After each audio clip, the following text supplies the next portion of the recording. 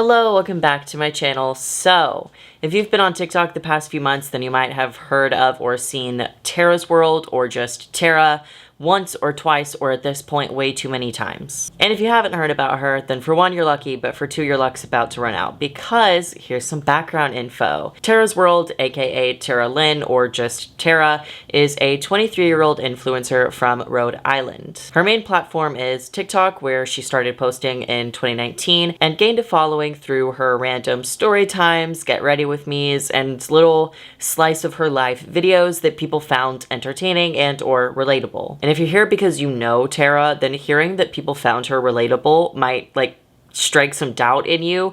But at the beginning of her career, a lot of people found her relatable as a girl in her younger 20s, talking about skincare, dating, working out, pets, etc. But as time went on and Tara started to gain more popularity, money, clout, what have you, this relatable girl from Rhode Island was seemingly replaced by an entitled and out-of-touch typical LA influencer, and today we're basically going to be going over the events that made this change take place and why so many people have an issue with Taraswrld. And before we get too far into this video, I do want to make a little note or disclaimer. I'm very aware that this video is just me critiquing someone for however many minutes that this video turns out to be, and I definitely see the criticisms of someone making a video just to repeatedly criticize a person's actions. Women and femme-presenting people already get a disproportionate amount of shit online, and I know that I am adding to that, but I also believe that with freedom of speech comes freedom to criticize, and freedom of speech doesn't come with freedom from consequence or criticism. And on top of that, while there are some things that are more subjective, like being out of touch or not relatable, there are also things I'm going to be going over that the majority of people recognize as problematic, such as racism, inappropriate behavior with animals, fetishization of certain groups, etc. And finally, Tara, if you're watching this, I don't know if you will be, but if you are, you're probably immediately going to jump on to the accusation that I'm obsessed with you or that I don't have a life or what have you. You use those excuses basically anytime someone calls you out for your behavior, but someone being witness to the things that you choose to post publicly to millions of people and taking issue with those things when they are, problematic isn't obsession. I totally get not liking when someone doesn't like you, but the reasons that people don't like you are solely because of the behavior you choose to publicly and repetitively display. So with that being said, let's get into the issues with Taraswrld in order of appearance, or I guess chronological order. The earliest criticisms that I found of Tara come from March of 2022, and it's the accusation that she was promoting / glorifying alcoholism. For context, Tara has made a ton of videos of her drinking in excess or telling stories about when she drank in excess, and has also mentioned several times about getting DUIs. And for this one, I don't want to say that I'm going to be playing devil's advocate, but I do think that there's some nuance to the topic, because Tara has gone on to talk about how she was struggling with alcoholism, and alcohol abuse is a serious issue, and it's one that you might not understand in the moment, just how bad it is for you physically and mentally, as well as the severity of your actions while you are under the influence. I do understand being critical of someone that, makes jokes or flexes the fact that they've been pulled over multiple times for drunk driving, which Tara has done in the past, and that's something you should be critical of. But she's also gone on to recognize that she had a drinking problem and has worked on it, and now apparently doesn't drink as much. So I don't disagree with people taking issue with this, because yes, while alcoholism is a real issue, you should still be held accountable for the things you do to your surroundings and other people while in that state. But I'm also not gonna dunk on her simply because she had an issue. Does that make sense? I think it makes sense. But with that, we're going to move on to the next really big thing that people took issue with, which took place in September of 2022. Side note, people still criticized Tara between March and September, but it was less so because of a big incident or something that she said, and more of just the accumulation of her seemingly drastic change in attitude and behavior. And so people were calling her out for being out of touch, mean girl, entitled, what have you, which was definitely not helped in September of 2022, where we get the infamous Does anybody have a job video? Basically, Tara posted a TikTok talking about how she's so productive and always doing stuff, and then she sees everyone on BeReal in bed in the middle of the day, and it makes her feel good about herself, and people need to get off their asses and go to work. At 11 a.m., 1 p.m., 3, it doesn't matter, everyone's in bed. There's an alarming amount of people every time that BeReal goes off that are just in bed with the shades drawn. And it makes me feel so good about myself. I'm like, why are you in bed? So this upset a lot of people for several reasons. One of the biggest reasons was that it was a very privileged and ironic take coming from someone like Tara. Tara is a white, wealthy influencer that makes her money doing sex work and internet influencing work. And that's not to say that those aren't jobs. As someone that does both, I'm very well aware of the workload, but I'm also very well aware of the fact that that workload is just quite frankly not comparable to your more common real job. I have days in my week where if I don't want to work, I don't have to, because the money I make sustains me when I'm not actively working. And on top of that, due to the longevity of content and just how views and therefore revenue accumulates over time, I am making money even when I'm not actively working. And while that's something I enjoy and I'm very, very grateful for, I'm not saying that to like flex, I'm just saying that because I'm aware of how privileged of a position it is to be in. Someone that works in retail or food service absolutely can't say the same. Having worked several, that shit is physically and mentally exhausting, and getting a day off or a day where your shift doesn't start till later in the day or the evening so you could spend the day resting was the best part of my week. So if I had someone that, to be blunt, took pictures and videos of themselves for a living, telling me that I should spend my one day off getting off of my ass and being productive, I'd be kind of ticked too. And piggybacking off of that, it also fueled the claim that Tara had become out of touch, because the ironic part is Tara has worked real jobs. She's been a barista and a bartender and worked in a restaurant before, but she has seemingly grown to a point in her social and financial status to where she can't fathom someone wanting to rest after a day or night or morning of work. And Tara's response to the backlash didn't make people any happier, as it was just a deflection and a claim that she was joking, which people felt was really insincere, and that she was just saying it was a joke because people were mad at her. So this backfired, and it made people even more upset. So some of the internet did what some of the internet does. They went looking for dirt, and they found some. They found a lot, actually. A reply Tara made to a tweet in 2016 was found, in which the tweet was a screen cap of a girl doing blackface, and Tara's response says, "But if a black person put white makeup all over them, everyone would say it's funny." And oh my god, wow, it cannot be overstated how non-comparable those two things are. Blackface and whiteface are not the same. While yes, they are both being used to entertain through mockery, the historical differences makes them not the same. Blackface was originally, and still is, when a white person uses makeup to create the caricature of a black person in order to entertain other white people through mocking black people and black features. It's one aspect of the racism that the West in particular, but also other parts of the world, has towards black people. This prejudice shaped our country and the treatment of black people for centuries, and it's still prevalent today. Blackface is just one aspect of a very large and deep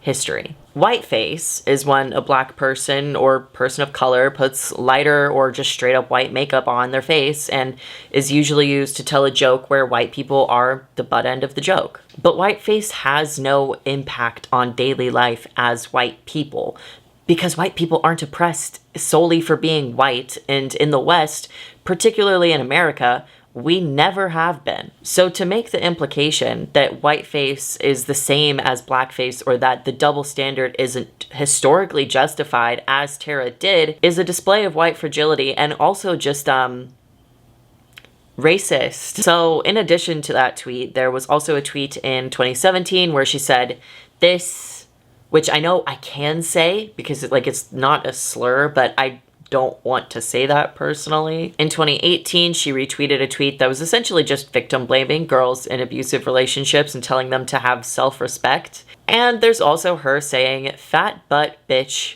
D-slur, the slur against lesbians, in 2019. So things are really starting to heat up because of Tara's lack of accountability about the get a job video, and now people are finding these tweets. So Tara makes follow-up videos about the get off your ass and go to work video, one of which was her saying that she didn't mean for it to come off as entitled, and she didn't initially apologize because she knows what she meant. And the rest of the video she spent talking about herself and how hard she worked to get where she is and how proud of herself she is, which isn't a bad thing on its own, but time and place, that was the issue. And then when that video didn't blow over well, she made another follow-up video where she actually did apologize, and she said that she didn't want to apologize initially because she doesn't like when people dislike her, but she was sorry for how the video came off, and she acknowledges the nuances that her original video lacked, and she says that she knows people work hard and that they're allowed to rest. And I remember watching the video and like almost forgetting what she was even apologizing for, and so hearing her talk about how people are allowed to rest after working almost threw me off guard because like, this is what you're apologizing for? Not to say that she didn't need to apologize, because what she said came off as tone deaf and entitled, but just the fact that it turned into such a way bigger thing than it ever needed to because of her doubling and tripling down and blatant refusal to apologize, so that when she did, it had become just so much bigger than it needed to be. But this video did come across better than her previous videos on the topic, and people were satisfied in regards to the get a job video. But there's still those tweets that people found that Tara hadn't mentioned yet, and people were not gonna just let them get swept under the rug. So with people still bringing them up, Tara decides to address them in a TikTok. Kind of. She doesn't give details of what the tweets said, but she acknowledges that she made tweets that were ignorant and insensitive and apologizes for them. But of course, since it's Tara, this isn't a straightforward, I fucked up and I'm really sorry, and, you know, people accept it or don't and move on. The issue in this apology is that Tara claims that she was 16 when she made all the tweets, and the reason that people have an issue with that is that it's not true. It's blatantly not true. If you have the screenshots of the tweets, you can see that some of them are as recent as early 2019, and Tara, being born in June of 1999, would have been 19 at the time she was using straight up homophobic slurs and being fat phobic. And this little thing changes the entire apology, because then it's like, okay, Tara, you claim to be sorry and you're taking accountability, but you're also intentionally not telling people what you said, so they can't really grasp the severity of it, and you're also lying about your age to try to downplay what you said. So at this point, it's not even a sincere apology, but rather just damage control. But in what you will see is typical Tara fashion, she moves on with her life and her regular posting and ignores the criticisms that people continue to have after her apology, and eventually people moved on from it. Until November of 2022, when Tara finna be in the pit. So Tara is a Harry Styles die-hard stan, and Harry has been touring for his most recent album called Harry's House, and Tara, not having a job that like requires her to be in any one place at any one time, and who has more money than sense, went to as many shows as she physically could and spent over $30,000 on seeing Harry Styles perform. There's no way the concert is that good. I'm sorry, his music is not that good to spend that much money. I know that this is subjective and this is my opinion, but oh my God, $30,000 cost more than my entire car by like several thousand, and you spent that on Harry Styles of all people like it was nothing. But I digress, because that's not like the point of this November thing, so let's get into that. So Tara posted a story time in November saying that she spent $10,000 on one Harry Styles concert in LA because she just had to go to this one concert that I'm so sure was so different from all of the other ones she had been to. Anyways, Tara explains that she initially bought tickets for her and her friend for $1,700. on StubHub, but they were never sent to her, and she didn't do anything about it until she was literally at the venue, because of course she didn't. So when she realizes she didn't get her tickets, she panics and tries to figure out where her tickets are, and she reaches out to StubHub, and StubHub, who is just a reseller, says that they never got the tickets either. And let me be clear, StubHub is also responsible for that, right? Like, it's not Tara's fault that she didn't get the tickets, but also me personally, if I spent almost $2,000 on concert tickets, I would make sure I had them before calling the fucking Uber. But the fact that she was like kind of basically scammed isn't her fault. Anyways, so she's talking to StubHub, she's trying to figure this out, and StubHub offers to replace her tickets with balcony tickets at no extra cost, which Tara declines because I was like, no, like, I finna be in the pit, like, and instead goes to SeatGeek for pit tickets, which they had for $4,200 a piece.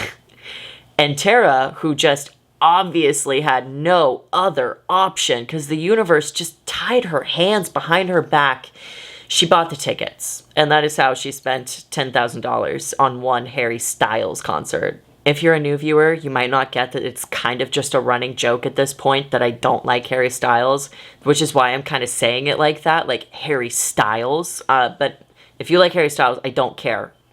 Just saying, I'm not judging you. It's just kind of a bit, okay? But anyways, so now that we have the context, let's talk about why people were upset at this video. Firstly, this video just makes it very apparent to a lot of people just how out of touch Tara had become, because she tells this story like it's a super quirky and relatable, you know, like something that would happen on a typical Tuesday, when she's talking about an amount of money that could help support a full family for several months. And it's something that she just so easily and with no hesitance essentially throws away.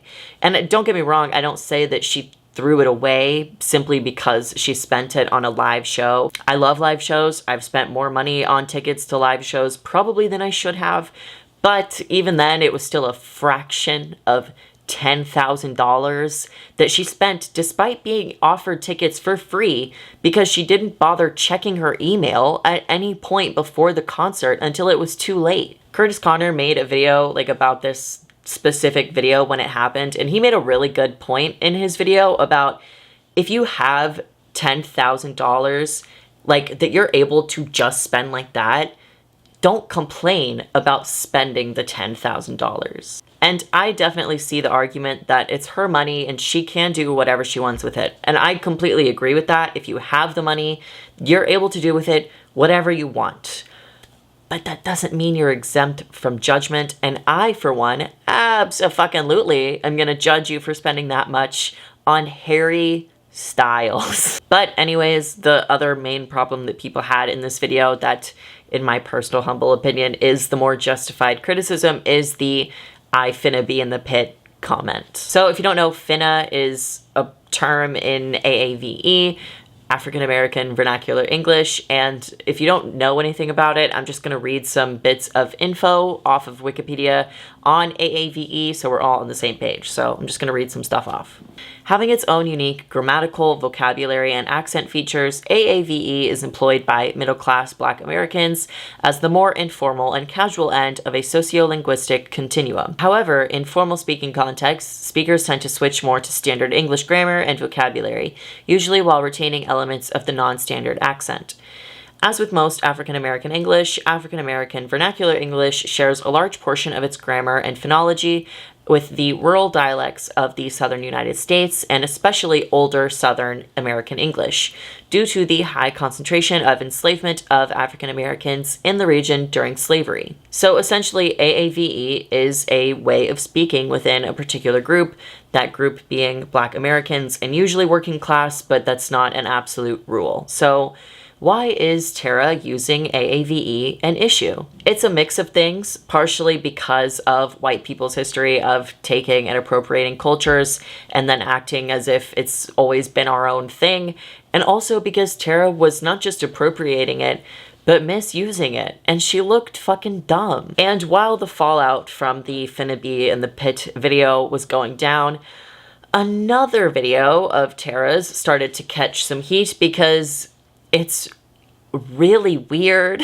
So Tara has a gray parrot named Marty, and in a video Tara talked about how whenever she got Marty she did zero research. Great start. So she didn't know that whenever you pet a parrot on certain spots on its back and under the wings, it arouses the bird. And when she would pet Marty in videos in that way, other bird owners would say, hey, you're not supposed to pet your bird like that because it turns them on, and don't do that for several reasons, not just because it's weird, but it can also lead to your bird having mental health issues. So Tara would see these comments, and audience right now, what do you think she did with that information? What do you think she did?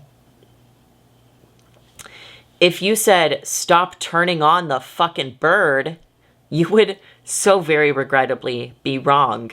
She found out what petting Marty in those spots did, found it funny, and kept doing it. Do I even need to get into why this is weird and wrong? I don't even think I do, actually, so I'm not going to. But this backlash from the bird thing joined forces with the finna be in the pit thing, and there was a time in November where you couldn't be on TikTok without seeing at least one person talking about Taraswrld. So how did Tara respond to the criticism? With a non-apologetic TikTok of her getting mad and defensive and intentionally misunderstanding why people are even talking about her in the first place, because that's just, at this point, that's the Tara Lynn way, y'all. In response to the bird situation, she said that it was a joke and to shut the fuck up, her words, not mine. And as for the misuse of AAVE, Tara said that it just slipped out, and if you're mad about it, then you're not gonna make it in this life. Again, her words, not mine. I mean, at least she didn't say, you not finna make it in this life. Having to consume all of this content from her for this video is like actually turning my brain into Swiss cheese. I can feel it, another hole just formed. But anyways, similar to her apology about the tweets, she addressed it terribly and then just started to ignore everyone that continued to criticize her for her lack of accountability and understanding. And she continues to just post like normal until people eventually move on. Which brings us to a few months later in February of 2022, which is, at the time I wrote this script, Tara's most recent controversy. Please, for the love of God, Tara, can you not act like a fucking idiot until after this video is finished and is posted? Please don't do anything else, please. So as I've mentioned, I think a few times now in this video, Tara does sex work. She has an OnlyFans, and that's how she makes the most of her money. And on the 21st of February, Tara makes a TikTok saying that she's about to make girl-on-girl content for her OnlyFans. And she goes into detail about how she's straight and has never had an emotional romantic connection with a girl, but she finds them hot and likes kissing girls and is going to use this as practice for work, basically. And when people were like, hey, fucking pardon? Tara made a follow-up that was absolutely not better. She talked more about how she was straight and in a straight relationship, but she was making lesbian content for work, and how that's not a problem because her boyfriend finds it really hot when she kisses girls, and so he was okay with her doing it. And then she tells a story about how one time she was dating a guy that was just super insecure and psycho because he wasn't comfortable with her kissing girls since Tara was in a relationship with him, and that's obviously his fault, and he's the weird, crazy one. Oh, and also girls don't count as cheating because it's girls, and who even needs logic? So this is the first thing that Tara's done that I can actually like throw my hat in the ring for, you know, because I don't work a 9-to-5, I don't have a bird, and I'm obviously not Black. So while I understand and echo the criticisms that those groups have of, you know, Tara's actions, they aren't something that I am like personally, I guess, targeted by or affected by. But as a queer woman with a very, very strong preference for women, this like nauseated me. I've been trying to be critical without being blatantly mean, but I don't think I can really hold it in at this point after everything that I've talked about, with this being the cherry on top because it's something that I do feel strongly about. But I swear to God, if you were to put a jelly bean in one of Tara's ears, you could reach into her other ear and pull out the jelly bean, because there's nothing between her ears except air and maybe some goopy remnants of a brain. I don't even know where to start, like, calling her ex insecure and crazy because he wasn't okay with her blatantly cheating on him. Her not counting it as cheating because it's a girl and girls can't have actual feelings for each other, I guess. They're just there to look pretty and to kiss because my boyfriend thinks it's hot. And Jesus Christ, the response to the backlash for this, her response to the very valid criticisms of how she talked about women as if they're just props to look hot for men, was of course doubling down and saying, no joke, suck a dick and cry. And to be blunt, it pisses me off. Like, my stomach actually got tight when I watched her videos, because I felt kind of bad for her initially, because the way she talks about women and her attraction for them kind of sounds like someone who wasn't actually straight, but just has maybe some internalized homophobia or whatever unknown circumstance makes her not ready to, like, really look at her feelings towards women. And I get that that's an assumption and it might be an inappropriate assumption. I'm not trying to, like, say, like, Tara, you're actually gay. I'm not trying to say that, but this isn't the first time she's talked about her attraction to women, and it's a very common occurrence for girls that like other girls to, at some point, think that they're straight and or to have internalized homophobia. So I did kind of have that suspicion, and I did kind of feel a little bad for her. But then she goes on and is like, oh, you think I have internalized homophobia because I like kissing girls, but I said I would never date one, and I just like that guys think it's hot when I kiss girls?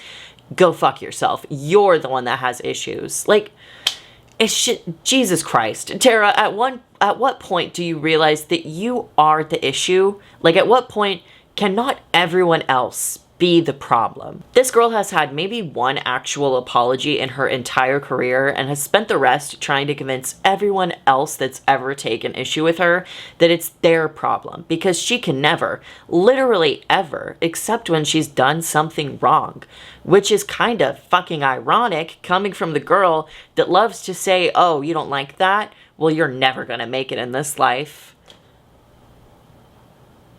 You can't accept when you have done something wrong and you think other people aren't the ones that would make it in the real world, Tara.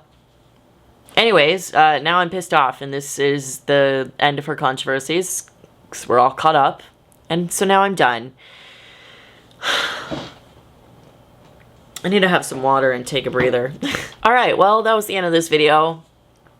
Thank you for watching it. I honestly, I don't like fishing for compliments or something, but I don't feel good today, like physically or mentally, and so I feel ugly.